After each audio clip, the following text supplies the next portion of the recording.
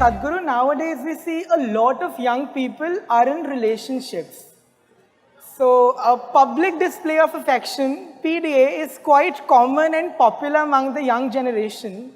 And it's very normal for all of us to, hug our friends or kiss our partners openly in front of others. But if we say our previous generation, they consider PDA as something vulgar. So it's very strange that how love offends someone. So my question is that whose outlook do you support? Is it the young generation or your own generation?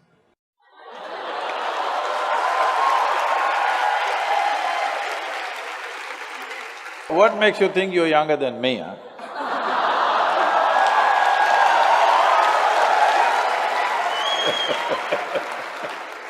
No, I don't agree that you're younger than me. So, there are many aspects to this question. You said today young people have relationships. Unfortunately, you have come to a place where you think that a relationship means it must be body-based. There must be something biological involved. Biology is a part of our life. But the significance of becoming human compared to other creatures is, they are complete biology. We are only part biology. We have other dimensions to us.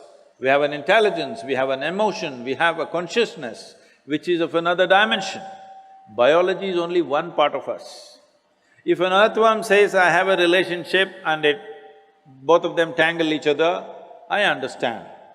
If when a human being says, I have a relationship, it could be a friend, it could be a brother, it could be a sister, it could be a variety of relationships and also body-based relationships.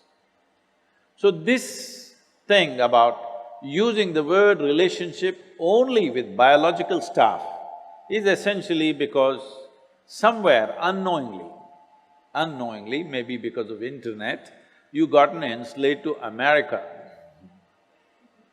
It all started in United States. Relationship means it has to be opposite sex or something sexual. Why can't you hold relationships of other kind? Hello? Are we not capable, I'm asking? Can't we have very intimate, profound relationships with people without fondling their bodies, I'm asking? Possible or no? Yes. Biology is not the most prominent aspect of being human. It is there. It's not something that you can, put it under the carpet. It is very much there, but it is not the dominant aspect of being human.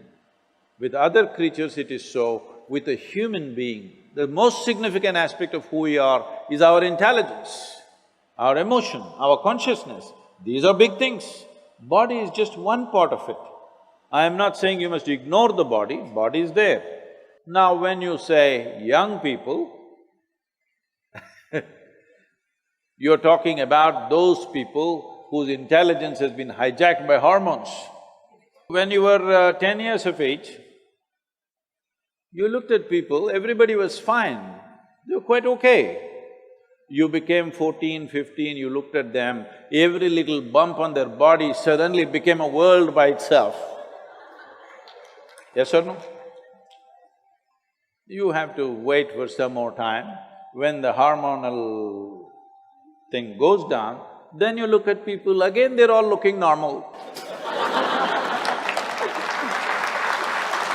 So, it's not a question of right and wrong, it's not a question of morality, it is just a question of priority. What kind of priority do you want to give to your own bodily compulsions? In Delhi, just now when I was coming to your college, somebody in a main street was standing there and urinating. When he feels like it, he does it. What's the problem? Hello? Any problem? No problem, because when you feel like it, you do whatever you want and you think it's your right.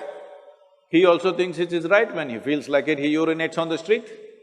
What's wrong? Dogs are doing it, donkeys are doing it, cattle are doing it, everybody's doing it. Be natural. This is the philosophy you're talking about. I'm saying there is a certain sanctity to relationships. especially body-based relationships, if you don't maintain that sanctity, it'll become, after some time, vulgarity, definitely. So somebody is seeing it before you, that if you go like this tomorrow, it'll lead to something else. This does not mean being a moral prude, no.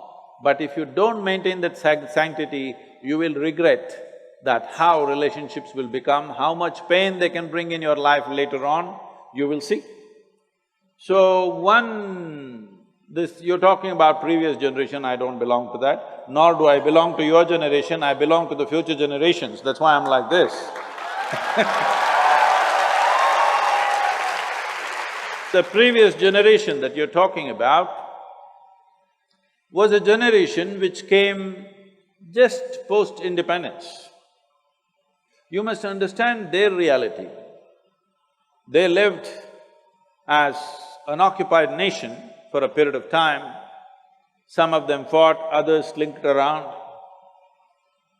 Whichever way, their ideas of morality essentially was of their masters. It is British prudery that they carried within themselves. Their idea of being right is that they must be in a straitjacket all the time.